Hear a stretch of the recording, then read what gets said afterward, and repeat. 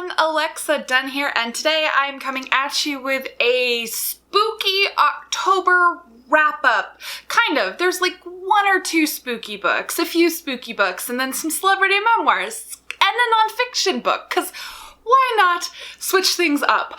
I honestly had an amazing reading month. It's been about 4 weeks since I filmed my last reading wrap-up, and I breezed through 10 books, and a lot of these were 24-hour reads. So obviously, like, there were days where I didn't read, but overall I just kept reading books, and I was like, oh no, this is gonna be such a long wrap-up. I'm gonna try to be as short as possible because anytime I go over like 7 books, this is long. We're gonna try though. And a lot of these are 5 stars. It was just a great reading month generally. I really enjoyed a lot of these books across genre. Some of these home runs were of course thrillers, cause it's me, but one was a YA fantasy, honestly, one of my favorite YA reads of 2019, but honestly, because of last year's reading slump, just one of the best YA books I've read in a couple of years. Read some entertaining celebrity memoirs that I got through Kindle Unlimited. So if you do have a Kindle Unlimited subscription, I am on like the 3-month free trial, and so anytime like an attractive book has popped up there, I have read it. So actually, I think 5 of these books are from Kindle Unlimited. And then one of these involves a dark, deep reader secret of mine. We'll get to that. It's a secret confession, a reader confession I have to make when we're gonna talk about this book. But let's jump in. As always, I'm going to go in chronological order, partly so you can kind of see how the binge bumped along, the reading binge. I went into some cycles. There are some repeat authors here. There were cases twice this month where I read a book by one author and was like, I must read whatever else they have, and I immediately read another book by that author. Starting with In Her Eyes by Sarah Alderson. This is an adult thriller that's going to be coming out in December of this year, and this is a funny one. What happens with NetGalley for me a lot is I'll request titles that look really interesting to me. Sometimes they approve me right away, sometimes they don't approve me for a while, sometimes they don't approve me at all. I always feel so terrible when that happens, you know? You're like, I'm not good enough. Anyway, and sometimes they approve me for a title and it sits on my Kindle for a while. I send all of my NetGalley titles to Kindle. And I'm a mood reader, generally, if you couldn't tell from, you get such a glimpse into my reading with these reading vlogs and reading wrap-ups. I'm a mood reader, and so I just go where the moment takes me, and this was a case where I had just finished my last read from last month, which was In the Hall with the Knife by Diana Peterfreund, and I was like, I want to read, I guess, another thriller. Let's try to burn through my NetGalley queue, because it's always good to stay on top of your NetGalley queue, because when you review them, you have a review ratio, and you're more likely to be approved when you actually read the books that you request and review them. So I was like, I didn't remember what this book was. All I had on my Kindle was the title, and the NetGalley book doesn't have a cover. So I went in completely cold. And what I can say about this book that it does incredibly well, 5-star read. Right from the first chapter, you know something's up. If you didn't even read the back cover copy, which essentially I didn't, I went in cold. It's this woman, she lives in Southern California in this really exclusive neighborhood. Her husband made a ton of money on technology. They're rich. They have basically a McMansion. And she goes home from meeting with her friend at a bar, and her husband's acting weird, like locking himself in the study, and she's worried that he's keeping something from her. And you know what a woman thinks of, oh, is he cheating? Is something going on? Her teenage daughter, who's off at college, has been a little bit evasive, because she's off at college and her mom's not cool. And their 12-year-old daughter, something is up with her. You know that she is a cancer survivor, or a childhood cancer survivor, and she's also being dodgy with her mom about something. Like, her mom comes into her room and she's like, what would you do if like, would you tell someone if you knew that they were doing something and then they never actually get to have a conversation? Oh, and also the husband has a son from his first relationship and he lives in the garage and he is basically in his mid-20s and is a total slacker. He doesn't have a job, he smokes a ton of weed, and the main character, his stepmother, there's family drama is what I'm meaning to say. So first chapter I was like, okay, multiple people in this family are keeping secrets. Multiple people in this family, like, something is up. And that night, there is a violent break-in at the house. These men have guns and a knife, and her daughter is shot and ends up in a coma in the hospital. Like, she might not make it. And I will say, mom fights back. Like, overall, this is my jumbled review of this book. One thing I really appreciated about the main character is she takes care of herself. You know that thriller cliche where the female main character, POV character, is kind of useless in situations? Throughout this book, she actually tends to make the right decisions, putting that in quotes. Like, she does the smart things that we would want to do in a thriller in terms of, you know, telling the right people when something is wrong and fighting back. She can actually defend herself, and there's reasoning for why. Like, it doesn't come out of, you know, nowhere. She's not a Mary Sue, but I really appreciated that about her character, that consistently she ended up thrown into situations where I was like, okay, I would actually do that. I'm with you. And of course, what's the thriller part? So very soon after the home break-in, her daughter's in the hospital. She's been shot. It comes out that her husband has lost all of their money, and it might all be an insurance scam. He is charged with attempted murder. Like, if her daughter dies, he will be charged with murder because they say he hired the men who broke into their house for an insurance scam. But, wife, of course, wants to believe her husband and is desperately trying to, like, piece things together. Also, she's at the hospital every day with her daughter. Her other daughter's flown back from college. Deadbeat son has disappeared, and she thinks maybe this actually had something to do with him because, like, why would her husband do XYZ if not to protect one of his own children? And it's one of those kind of domestic suspense thrillers where it's, like, tense and everything's unraveling, and the men who robbed her house are out there somewhere, and is someone out to get her? I loved it. I flew through it in 24 hours. It's just that perfect kind of, like, keeping up with the Joneses, rich people taking a fall domestic suspense books. It basically just delivered a really satisfying reading experience out of nowhere. And so I was like, who is this author, Sarah Alderson? Well, she has other books, and she had a book last year that came out called Friends Like These, and it was a big thriller hit, and it was on Amazon for like $2.99. So I was like, I'm gonna buy that. And 24 hours later, I finished it. I liked this one even more than In Her Eyes. So this one's already out, so you can buy it. This one, so the author is British, and used to live in the UK and now lives in Southern California. So In Her Eyes, like, you can tell it's set in the community where she now lives in Southern California. So there were some Britishisms in it. But her previous title is set in the UK. And it is all about keeping up appearances and toxic relationships, and how people will project one image onto social media, and what you see on social media isn't necessarily what you think it is. It's about a woman. She works at an advertising agency, and there used to be this woman who worked there who was basically like a mega bitch, like the perfect, pretty, bitchy type who had a perfect, hot, like, model boyfriend. And the main character, like, never liked her, but you know that thing where there's an aspirational person kind of in your orbit, and you, like, low-key Instagram, Facebook stalk them, even though you don't really like them, but you almost covet their social media life. That is who Becca, the mean girl, is for the main character. But shit got weird. Becca fell down the stairs at a Christmas party, cracked open her skull, and completely disappeared, including dropping off social media. One day, the main character, Lizzie, is swiping on Tinder, and she comes across the profile of Becca's ex-boyfriend. Lizzie has gone through a transformation. She's lost a lot of weight in the last couple of years and transformed herself, and she's putting herself out there to date, and she swipes right on James as kind of like a, I wonder, A, if he would recognize me, but B, does he find me hot? Kind of that, like, ooh, he's clearly not with Becca anymore. Well, that's the question. So she decides to try to find Becca on socials, and she finds that Becca has changed her name. She's now married and lives in the country and has a baby. And this is where Lizzie makes mistakes. The baby ain't cute. And Lizzie snarkily messages a colleague from their from where she works, where Becca used to work, saying, oh my God, you won't believe this. Becca is married and now she has a baby and the baby looks like Gollum. She's drunk when she does this. I didn't say Lizzie was nice.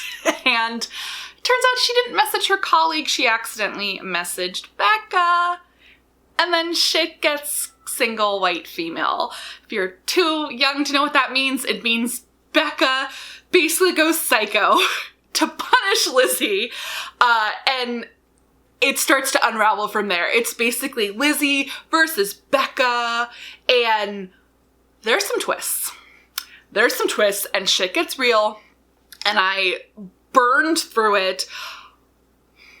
I can't say anything else because spoilers, except that this book is going to take you on a ride, and the ending, it's messed up. The ending is messed up, and I loved it. I loved Friends Like These. Like, 5-star plus. If we have a higher, like, you know, where you can give multiple books 5 stars, but one you like a bit more. Friends Like These, I liked even more than In Her Eyes, but they're both super solid 5-star thrillers.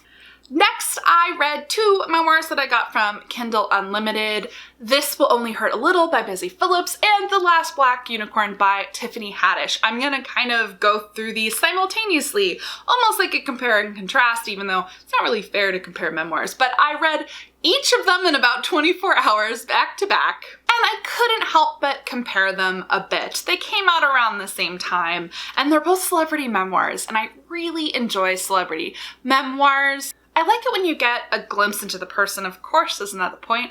I like it when they're vulnerable and human, and you feel like you know them, but then you also get juicy Hollywood gossip. Those are the best. So This Will Only Hurt a Little by Busy Phillips, I gave 5 stars. My only criticism is that it wasn't long enough. I would have read another 100 pages of Busy. Well, vulnerable is the best word. She really lays bare a lot of stuff. She talks about her sexual assault as a teenager, how it kind of messed up how she approached a lot of things in Hollywood and relationships. She talks a lot about the boys' club in Hollywood, feeling very othered and always kind of feeling like she was on the outside looking in. She talks about her BFF friendship with Michelle Williams, but she's very frank about a lot of the shit that she dealt with in Hollywood. My favorite story from the book, a thing that I didn't know, and it was fascinating. Busy co-wrote Blades of Glory, that movie with Will Ferrell. Specifically, she came up with the idea, and at the time she was dating a guy, and he wanted to be a screenwriter, and his brother had done some screenwriting. And basically, the boyfriend who became an ex, shockingly, so the boyfriend who became an ex, basically, he and his brother pushed Busy off of the movie. Like, their agent removed her name from the project. The only reason she got her story credit ultimately is she had registered the idea with the WGA, and she had proof that it was originated with her. But a really nasty story about Hollywood and how it's easy to push her to the side because it was a better story that these 2 brothers wrote this movie together. So that was a really fascinating story. And just generally really nice memoir. It felt like, you know, I was her friend. Like, she's my friend.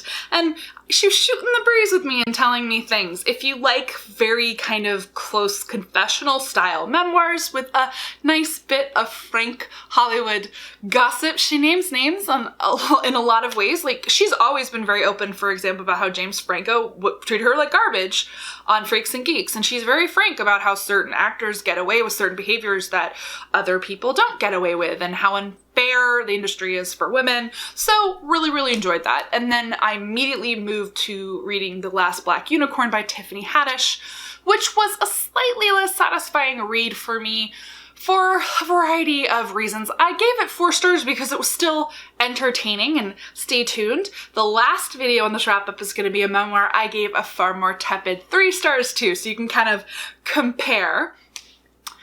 things I liked about Tiffany Haddish's memoir. It was definitely funny, and it sounded like Tiffany. I'm a fan of her post-breakout. Obviously, like most other people, discovered her in Girls Trip. I watched her show on Netflix, where I love how she was lifting up the voices of other comedians that she came up with. She Ready, or They Ready, really, really good program. I've watched her stand-up, and my one thing with this memoir is, if you're going to read it, get it on audiobook. I feel like I would have liked it way more if I'd done the audiobook, because Tiffany Haddish narrates it and you can feel her voice in it. But sometimes I just felt really broken out of the flow of the memoir, because what the memoir does, which she co-wrote with Tucker Max, which choices.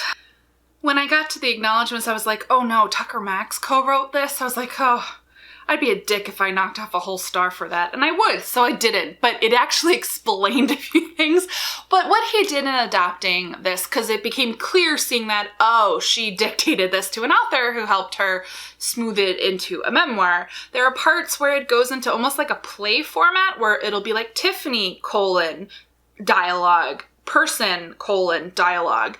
And every time it did that, it threw me out of it a bit. It basically was a play format almost, instead of like a narrative memoir format. I know it was for comedic effect, but it wasn't my favorite. But specifically, the reason for me it was 4 stars rather than 5 stars, there were a couple of stories that just didn't sit well with me.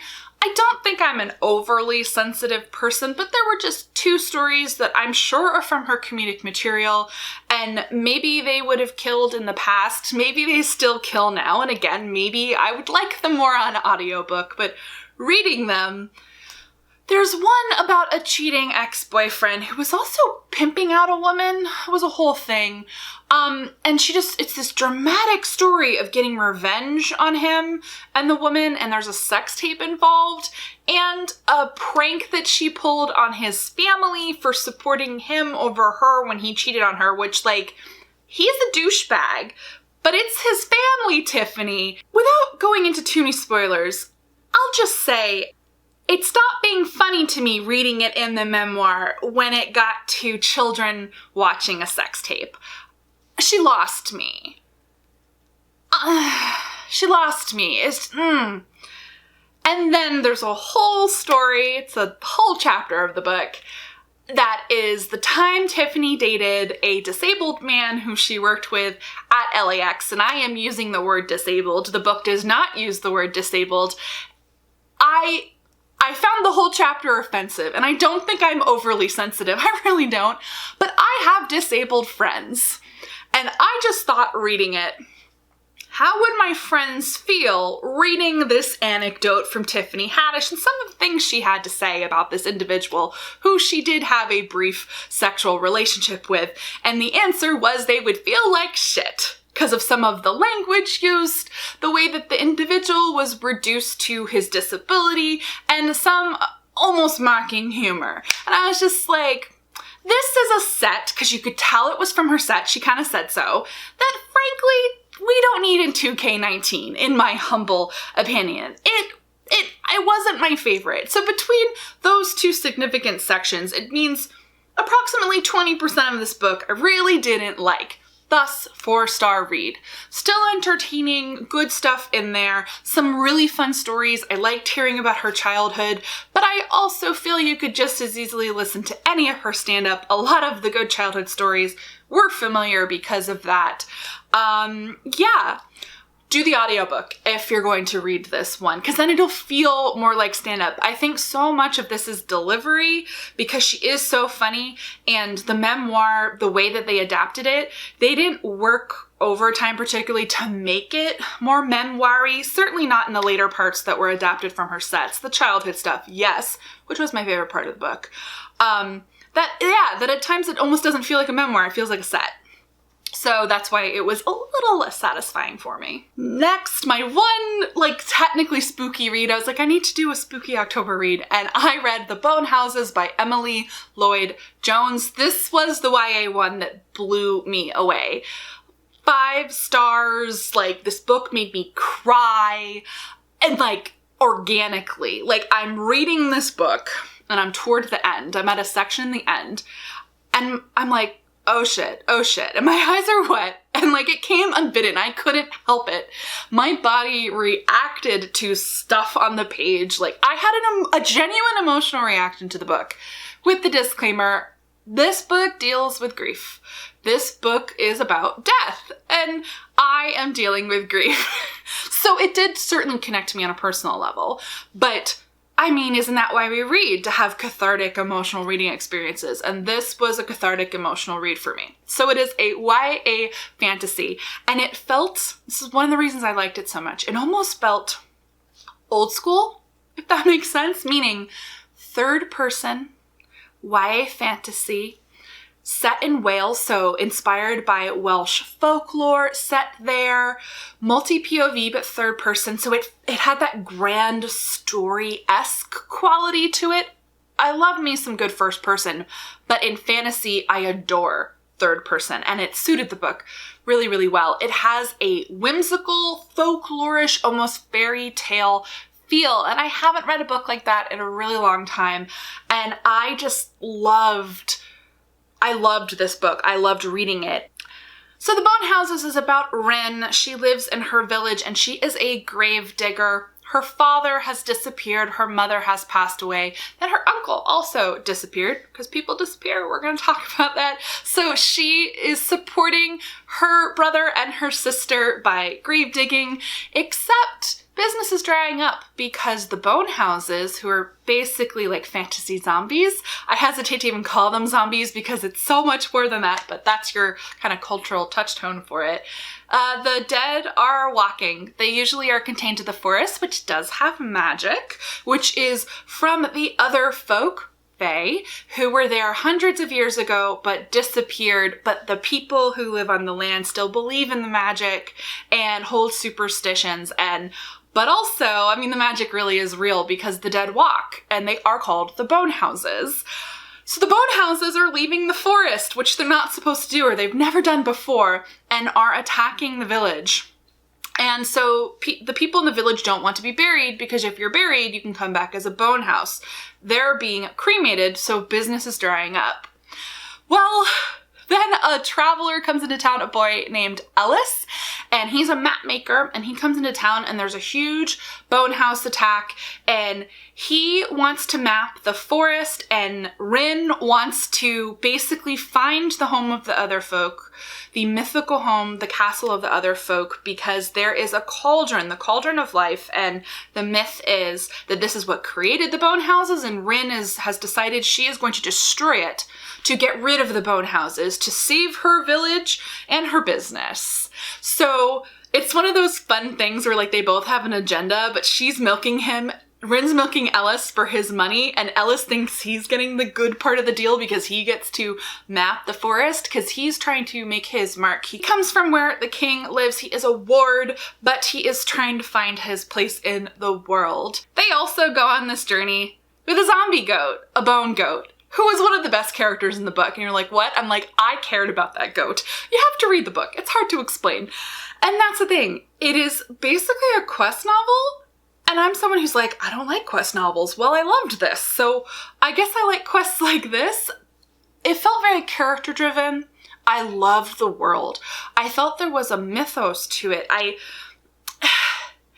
said this before and I'll say it again. This book felt like a warm bath, and I think that's why I liked it so much. It was kind of that classic fantasy feel with specific, vulnerable, well-drawn characters. I liked that Rin was tough, but not that strong female stereotype. She can kick ass and take names, which she does in this book, and it felt completely organic. And then Ellis, on the other hand, he's definitely against type. He is a softer male character. He's vulnerable. He suffers from chronic pain, and that is just an aspect of his character. I rarely have seen chronic pain represented in YA, but it's represented well in this book. And he's thoughtful and sensitive towards Rin, and he's kind of soft And I loved that about him. I liked that it was this kind of these two characters pulling against type, going on this journey together. Yes, of course, there is some romance. I wouldn't say it's a romance-heavy plot, but it was definitely enough to make me happy because I love a little bit of romance. It was well-balanced and felt organic to the plot as a whole. And as I mentioned, I cried like a child. The book just has some really beautiful things to say about life and death and family and loved ones and memory, and I could cry thinking about it. Just if you've been looking for a really rich, emotional YA fantasy, but it's light fantasy. It's almost like it's grounded, or that kind of onerous contemporary fantasy. It's like except it's not contemporary. It's like historical light fantasy. It's such a satisfying read. All right, back to the adult thrillers, closing out the mood of October, though got that 3-star memoir coming as well. So next I read Missing Person by Sarah Lotz. This was another one that I had on my Kindle for a while from NetGalley, from a publisher I trust. I'm auto-approved, which is nice. I read a couple of their titles in the past and really liked them, so I just decided to throw myself into this one. Didn't know what to expect. And honestly, what I got was what I would call almost a novel with a capital N, which isn't to insult thrillers or anoint and hoist up novels as something greater, but meaning it's a suspense novel that almost has like mainstream novel crossover potential. Like if you're a hardcore genre reader, thriller and suspense novels, you'll see things in this that feel very familiar, but it's not a typical suspense like some of the other ones that I've read. It has a very upmarket fiction feel, I think is the best way to describe it. So what is it about? So it is multi-point of view, third person, about a boy in Ireland who his mom passed away a while ago, and he is gay, and he's been told by his family, you're just like your Uncle Teddy. This is his uncle who was gay as well, but died many, many years ago, and he always has wondered about his uncle, and then he finds out he didn't die. His family basically didn't like that he was gay and made him leave. They made him leave Ireland and go to the United States, and so Sean wants to find his Uncle Teddy. And he posts about him on the internet, and it catches the eye of web sleuths from a forum called Missing Link, and their specialty is to connect missing persons with unidentified remains. They have a body from the 90s who they believe is Sean's uncle, and it basically kicks off this kind of investigation, connecting the dots thing of the 3 characters who have profiles on the website, and then Sean, who's communicating with them and trying to figure out, well, is this unidentified body his uncle? If so, what does that mean? And that is the general setup. Something that is worth saying that comes up in the first 30%, which means I always feel like I can kind of talk about things in the first third of the book, all the setup.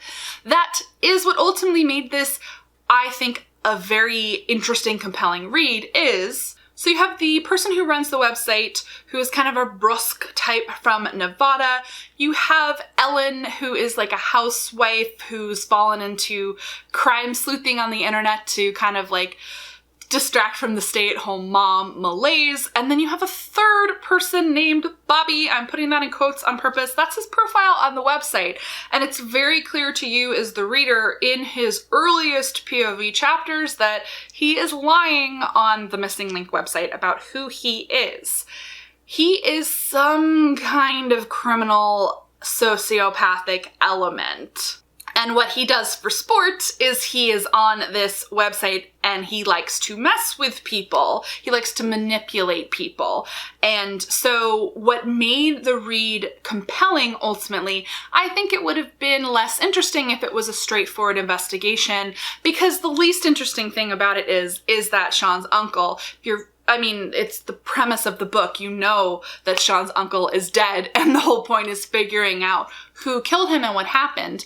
And you have this character who you know is sociopathic and you know has some involvement in someone who has died. And it's interplay of the 3 POV chapters from the people who you know are genuine people who want to solve a mystery, and the one person you know is messing with them. And it's the push and pull of tension of people trusting this character, and you're like, oh no, and you trying to piece together who he is, why he's doing this.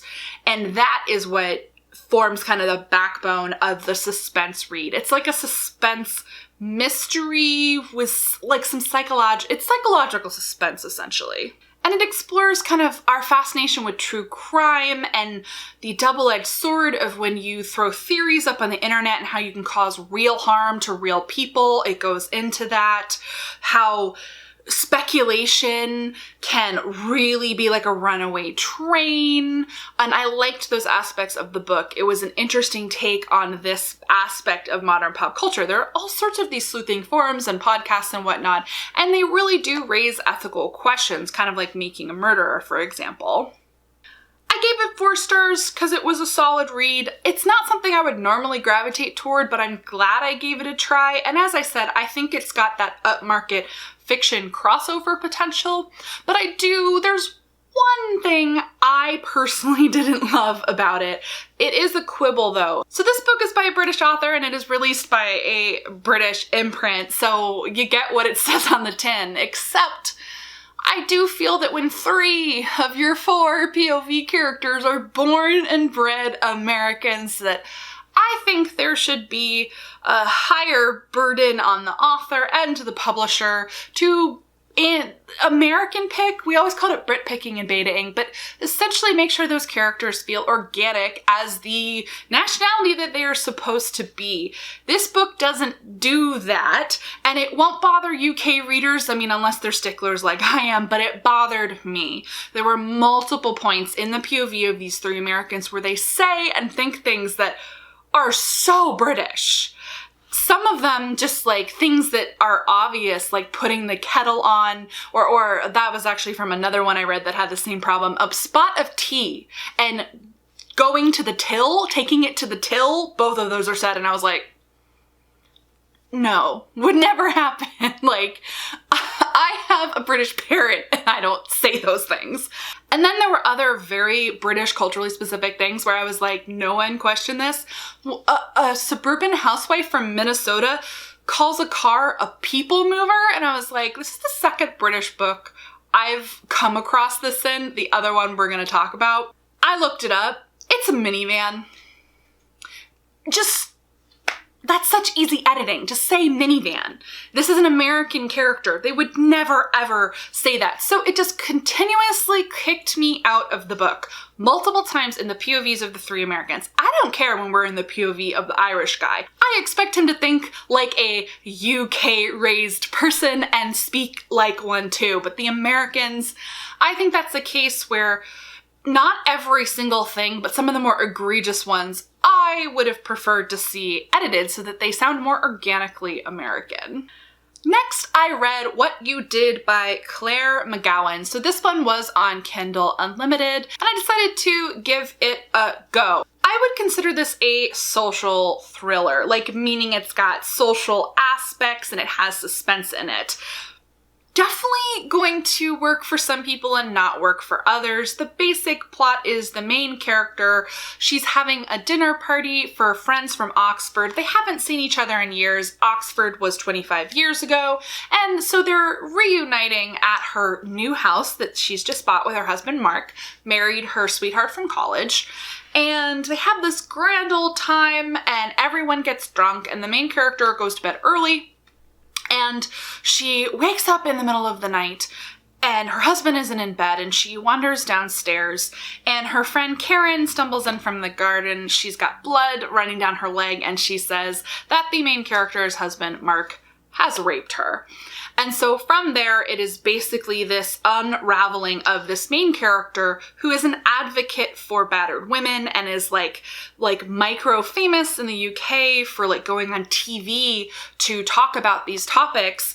She's in a situation where her husband is accused of raping her friend and she wants to support and believe her husband, but it also goes against all of her principles not to believe her friend. She finds herself second-guessing her friend and how drunk she was, and honestly slut-shaming her. And the book explores all of those dynamics, the complications of feminism, modern feminism, rape culture, Me Too, on how when it becomes personal, so many things go out the window and it gets very, very complicated. And to complicate things further, part of what starts the main character to question her own thoughts and values here is 25 years ago at Oxford, a girl was raped and murdered, and she covered for her husband. He didn't have a perfect alibi, and she said she was with him at a certain time, and she never doubted him until now of whether something happened. So that thing's lingering in the background, and so part of the investigation aspect, because these things always have an investigation, is her trying to figure out what happened at Oxford 25 years ago. And also complicating things is right in that early part, she finds out that her friend Karen and her husband Mark have been carrying on a prolonged affair since Oxford. So her friend Karen is saying her husband Mark raped her, but also they've been having a consensual affair for 25 years, which of course is going to complicate everyone's feelings about everything. So it's things aren't as they appear, perfect lives, Me Too book. It gets really intense. I won't spoil any of the twists and turns, except to say it is a very emotionally immediate and engrossing read with some good surprises and twists, and a few things that were easier to see than others. The book is primarily told from the POV of Allie, the wife, but there are little kind of multi-POV moments from a few other characters, none of them prolonged. So you'll get one chapter from the POV of her teenage daughter and what she saw that night, one from the POV of her son, what he saw that night. There's one from the POV of the victim, from her son, who's a teenager who is staying there as well. So you're getting pieces of it, and I like how that really complicates the read, because you want to fully be on Allie's side, because she's your primary narrator and you're seeing things from her point of view and her intense feelings about this. So this is her husband, the father to her children. This is her entire world crumbling. But then you also get the POV from Karen, the victim, and something really horrific has happened to her and you're on her side too. And same thing when you're in the POV of all of these various different characters.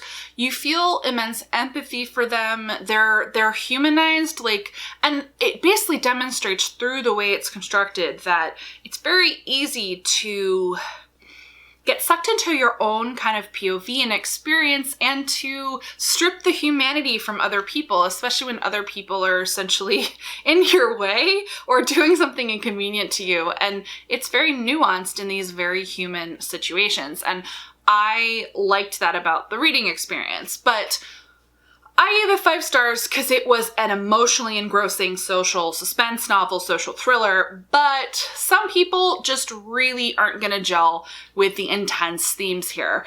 It wasn't always easy to read. It wasn't always easy to wrestle with the feelings that the author, of course, constructed. The sympathy you have for Allie, the sympathy you have for Karen, the doubts you have about Mark, etc. If a basically modern Me Too social thriller doesn't sound up your alley, you might want to skip this one, but I enjoyed it. I liked the way that Claire McGowan handled characters and did her character work, essentially, which is why I went right ahead and read her next book right after that. It just came out a few weeks ago. It is called The Other Wife, and this one is a far more straightforward domestic suspense. If you liked The Wife Between Us, you should definitely read this one. The Other Wife is multi-POV from the POVs of a couple different women, all women characters. One of them, Susie, is pregnant and her husband moved them to the middle of nowhere to this cottage about a year ago, and she's been miserable and bored, and the baby might not be his. She was having an affair. And the guy she was having an affair with has ghosted her and she's pregnant and she's anxious. Then a new neighbor moves into the cottage next door, Nora, and they kind of tentatively establish a friendship. Nora is a widow who has escaped to the country, honestly, because she had to reduce her means, as when her husband died, she discovered all of their money was gone. So this huge betrayal from her deceased husband. And then the third POV we have is Elle. Elle is in her 40s and really struggling in her marriage with infertility and also kind of with the ennui. The book explores dynamics in marriages and kind of the interplay of, it's hard to say without spoilers, there's a very specific marriage/relationship dynamic that this book explores in depth, like as a theme, but I can't say it without it spoiling the book. But that's kind of a thread that connects these women. And then later in the book, there is also the POV of a police detective, because 3 months in the future near the cottage, they have discovered a body. So they're interviewing Susie and Nora. And then later, one more POV does come into play, another woman. And I can't say more without spoilers, but it's basically, it gets pretty tense. And if you're a seasoned thriller reader and you look at the title and you read the blurb, you know that things aren't as they seem, and there are going to be ways that these women all connect and complex character dynamics. And I won't say more except to say, if you do like twisty domestic suspense books with messy relationships, this book especially explores some nuanced dynamics between the women. And again, the thing that I can't say for spoilers with relationship dynamics. And I really enjoyed it. Read it in 24 hours, just like the previous Claire McGowan book. Like, she's very bingeable, and I'm honestly just sad she doesn't have a ton more thrillers like this. She previously wrote detective novels, which is way less my thing, though I might check them out because I liked this so much, but I'm hoping that she just comes out with another psychological or domestic suspense book next year, because I really like her writing style. Her strength is definitely the intense emotional immediacy in her character POVs. I felt very close to the different women in The Other Wife, and she's also very good at twists that make you kind of question how close you feel to the POV characters, and this one has what I consider a very nice unsettling ending. I like a good unsettling ending, and this one brought up some questions, and I really enjoyed it. Next, continuing on the theme of trying to catch up on my NetGalley queue and not really knowing what a book is about, I read Mother Knows Best by Kira Peikoff, and man, I had like the best 72 hours where I just binged these books in a row. This one, I finished The Other Wife at like almost midnight, and I was feeling a book hangover because I enjoyed the book so much, and I was like, you need to start your next book or you will have a book hangover for a while and it'll be tough to get you into another book. Let's see what you think about this one. So I requested it an obscenely long time ago, I think 8 months ago, and I knew that it was a thriller with a sci-fi twist, but I'd been putting it off because, you know, I wasn't in the mood for a sci-fi. If you can't tell, I've been really deep into more like domestic suspense and psychological suspense. Those are the thriller, you know, kind of sub-genres that I really gravitate towards, like immediate, like in the head of the character, twisty high concept things. So I wasn't sure if I was gonna like it, and I resolved to try one chapter. And then I read 60% that night. I stayed up till almost 3 a.m, which is not a very good adult thing to do. And then I finished it the next day. I zoomed through it. I loved it. And the catch about this one, it has sci-fi elements, but it is not a sci-fi. It is very firmly a high concept, high stakes, tense, domestic, psychological suspense, just with like like the DNA, which is, I'll get to why that's funny in a minute, with the DNA, like some DNA profile of a sci-fi thriller. Like there's sci-fi, but it's like 10 minutes in the future. It is about a woman who has a genetic mutation that she unfortunately passed on to her son previously, and he was born with this mutation, and died very unfortunately at just age 8. He just wasn't very healthy and he didn't make it. And she and her husband have been trying for another child, or her husband has been wanting her to try for another child, and she's been lying about not being off birth control because she is terrified of having another baby and passing on this genetic mutation again and having a child who wouldn't survive childhood. She can't bear the pain.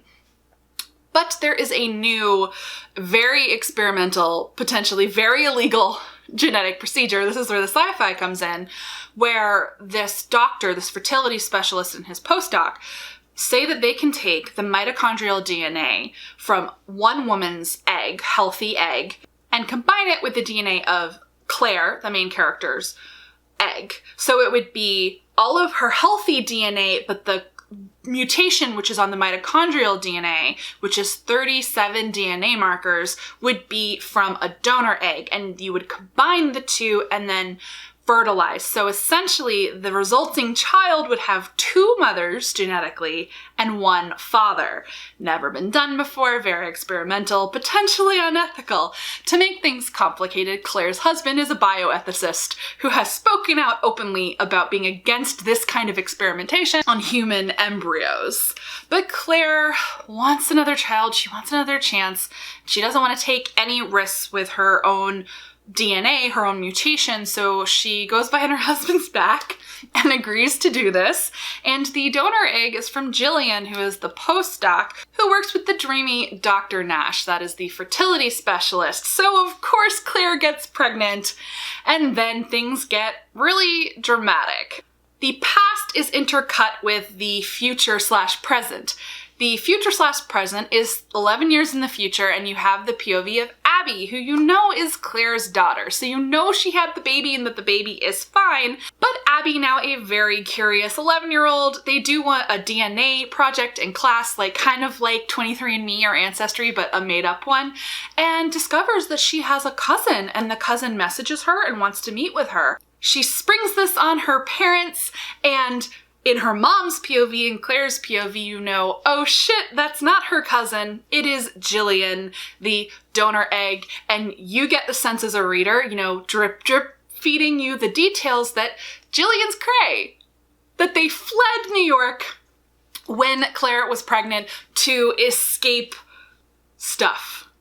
And so you're going in the past through Claire's pregnancy and what led up to whatever it was that forced her to go on the run, to go into hiding to hide Abby. And the present, where Abby is playing with danger. You know that Jillian is not safe, but Abby's going behind her mother's back because she doesn't understand why she's being so crazy and weird about this. And it's the back and forth, and that's where it's a very straightforward domestic suspense novel. And I loved it. It just had the slightly elevated sci-fi elements of Abby is a one-of-a-kind baby with 2 moms and 1 dad, and that's where some of the crazy comes from. So I really loved Mother Knows Best. It's basically like a 10 minutes in the future sci-fi thriller where the sci-fi is, it's like, if you like the like kind of futuristic fertility stuff, the bioethics, it's there. But it's totally written in the style of the kind of domestic suspense that we know and love. Now for my dark secret, my reader confession. This is in my reading vlog too. It's still hard to admit, but so I have mentioned in multiple videos that I read this book, putting it in quotes.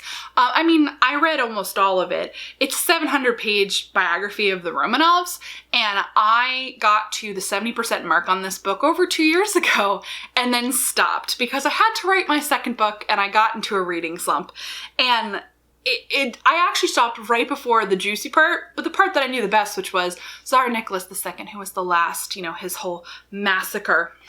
And I just put it aside thinking, I don't have time to finish this book. I'm including it in this wrap-up because I finally finished this book. Because I saw Anastasia the musical and I thought it was hot garbage. It was not good. And I was like, I'm gonna finish this book. I'm gonna finish this book that talks about the part where, like, you know, they all got shot. So I finally finished it, and what was really ironic, so I got to the 70% mark of this book thinking I have 30% left, and it took me weeks to get to the 70% mark. It is a dense read. And that's the thing. If you're fascinated by the Romanovs and history, this is the book to read because it's dense and it has a ton of facts in it. Really fascinating information, but it is a little dry. At times, there's a lot of facts, a lot of names that blur together. Figuring out how everyone is related is really tough.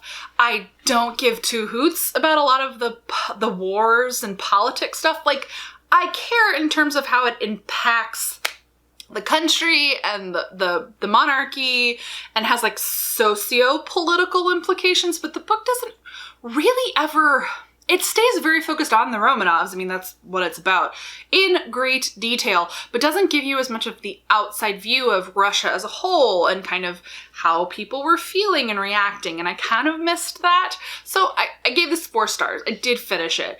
And actually one of the best parts of the book was the end. Go figure. And where I'm kicking myself. It turns out the book only goes to 85% because the last 15% on Kindle is footnotes. So I only had 15% left, and it only took me a few nights to finish it. I'm like, you could have done this 2 years ago, but I did it now. So I finally put it on my Goodreads, so it counts for now. So if you want a dense nonfiction book about the Romanovs, you should read it. It's really fascinating. I mean, the level of detail about how they were murdered was a lot. It was kind of gross. If you read that, you're like, yeah, no one could have escaped that. Anastasia was super dead. Kind of ruins the cartoon forever. Seriously, the musical was really bad. Anastasia was basically not the main character of the musical. They made choices with the book. There was a Soviet character named Gleb, who I guess is in love with Anastasia. It was bad. It was really bad. This book, not bad. The most chilling part of it, honestly, he does this really fascinating wrap-up about Stalin, Lenin, then Stalin, Gorbachev, and then Putin, basically drawing some fascinating parallels between essentially modern Russia and Romanov Russia, and how the more things change, the more things stay the same. So it was a very interesting read. I gave it 4 stars because it took me 2 years to finish it, and bits of it were so dry that I haven't retained all of the information, but bits of it were really vibrant and fascinating that have stuck in my memory. So, the good with the bad. And last but not least in this far too long reading wrap up, 10 books. I read Bedwetter by Sarah Silverman. This is her memoir that was published in 2010. It was on Kindle Unlimited, so I downloaded it and I read it today on a plane. If you can't tell, I'm both wired and tired because I got up at 4:30 a.m. East Coast time to catch a 7 a.m. flight back to the West Coast, and it's only 2 o'clock here, but I feel like I've been up for days. So I read this on the plane today, and it was just fine. I gave it 3 stars. It was fine. So I don't mind Sarah Silverman, but I guess 2019 me read this memoir that was completed in 2009 and published in 2010 in the midst of the Obama administration, before this world that we live in, before Sarah Silverman's show on Hulu, I Love You America, which I did really enjoy. It wasn't quite a comedy program. It was more of a current affairs program where she was quite thoughtful about a lot of kind of things in America. And it was so strange reading this memoir from 10 years ago, Sarah Silverman, because I feel like she has really grown as a person over the last decade. And I went in thinking of current Sarah Silverman. I literally just started reading it not knowing when it was published, and I figured it out quickly as I was reading. So I really loved about 50% of this memoir. I found her childhood really interesting. It's called The Bedwetter because she wet her bed until she was a preteen, until she was like 12 or 13. And it was a chronic problem she had that really fueled a lot of her issues growing up, feeling the shame of this thing and being socially anxious. But also she said that this might be why she's such a fearless comedian, because she already experienced all this deep shame. She had a depressive episode as a teenager that she talks about. I liked all of that stuff from her childhood about her family and her upbringing. It definitely explained a lot about her. She talks about how she got into comedy, about her disaster disastrous year on SNL. I loved all of that. It's what I was expecting when I picked up the memoir. But then the back half, I feel like it just really loses steam, and it's like she was pretty out there and fearless in the first half, being reflective as much as one can be reflective. And the back half was basically like almost like essays on now stuff. Like there was one about diaries that was kind of useless. There's a whole incident where she did a joke on Conan that was considered offensive, and she got called out basically, but this is a long time ago, long before current call out culture. And it was interesting to read because I was like, this would go down super differently now, but like seeing her reaction and her thoughts on it, I was like, okay, it was fine. And and then a ton of chapters about the Sarah Silverman program, which I don't even remember, but it was on Comedy Central more than 10 years ago at this point. But just like she talks about the writer's room and all this stuff, and I just wasn't interested in it. Especially like there's this entire chapter about how like wacky and wild their writer's room was, and how like everyone whipped their dicks out, and like there were pictures in the book of dicks, which I had to go by real fast because I was on a plane. I was like, oh, that's a penis. And of course Sarah Silverman is known for pretty crude humor, but I was just like kind of shrug emoji about it. I didn't really care. It was also interesting how several of the people she focused on with stories are people who have now been Me Too'd. And I think she addressed that on her show. I feel like she did make a statement about Louis C.K. Like he's mentioned in the book because they've been friends for like 25 years. But it's so weird reading it in 2019, how she's talking about these, she was basically part and is part of the boys club and telling these stories about men who have now been called out for sexual harassment. Al Franken's in it too, because of course it is. She's got a twofer there. But what isn't there is nothing about her actually breaking out and winning her Emmy and Jimmy Kimmel. None of that is in the book. She mentions Jimmy a few times, and it's clear that they had recently broken up when she wrote this book. I get the sense, I'll have to look up the timing, I think they were probably together when she got her book contract and not together by the time she was finishing the book. It's weird how he's not in it because they dated for a very long time. And the Sarah Silverman of like rising fame Sarah Silverman and breaking out Sarah Silverman was with Jimmy. And one of her breakout moments was, of course, I'm Matt Damon, that viral video. And it's not in the memoir. And I know you can't require a celebrity to go like tell you the most vulnerable parts of their lives, but generally that is what we hope for, what we want from certain memoirs. And so 2019 me really was expecting a chunk of this book to be about ending up with Jimmy, their relationship, their breakup, her rise to fame and breakout, and none of that's in there. Instead, the second half is kind of toothless in a way. It's like cute stories about penises in writers' rooms, and I just didn't care. So therefore, the second half just really didn't do much for me, and I kept being like, this is so 2009. And what I really would want now, I want to know what 2019 Sarah Silverman would have to say about all these things. And I think that when she wrote this memoir, it was too close to reflect on those portions of her life, / she just clearly didn't want to have a whole section of her book about a fresh ex. So I was left disappointed because I was bringing my 2019 sensibility to a 10-year-old memoir. So I just gave it 3 stars. Well written. She's certainly funny. There were some bits where I was like, not because I was offended, but just because I was like, oh, so edgy. But like 2009 edgy. And then just the awkwardness of, she did some campaigning for Obama and wrote this during Obama, and just there's so much optimism in there, and I'm like, things have changed. Anyway, yeah, what a way to close out the month. A mediocre memoir. Like, honestly, don't run out. But it was on Kindle Unlimited, so it felt free, so it was fine. But genuinely, I would be keen to read a later book. I hope she gets to write another book, because I'd like to see, she wrote this when she was 39. I want to see Sarah Silverman in her 50s reflecting on things and hopefully, getting a little bit more vulnerable and reflecting on the period that we would expect to hear about when she like really got famous. And yeah. So that is my really long reading wrap up, because 10 whole books, really varying opinions on these, but honestly, really good month. I'm feeling good reading momentum going into November. I have officially read 50 books this year as of the Sarah Silverman book, which is good. I exceeded my Goodreads goal, and I'm going to keep going. I think I'm gonna do some more thrillers. Like, they're just, oh, they're such comfort reads for me, and I still have many more to go. I just got the sequel to One of Us is Lying. A friend of mine got me an ARC, so this is my teaser to put you in delicious suspense.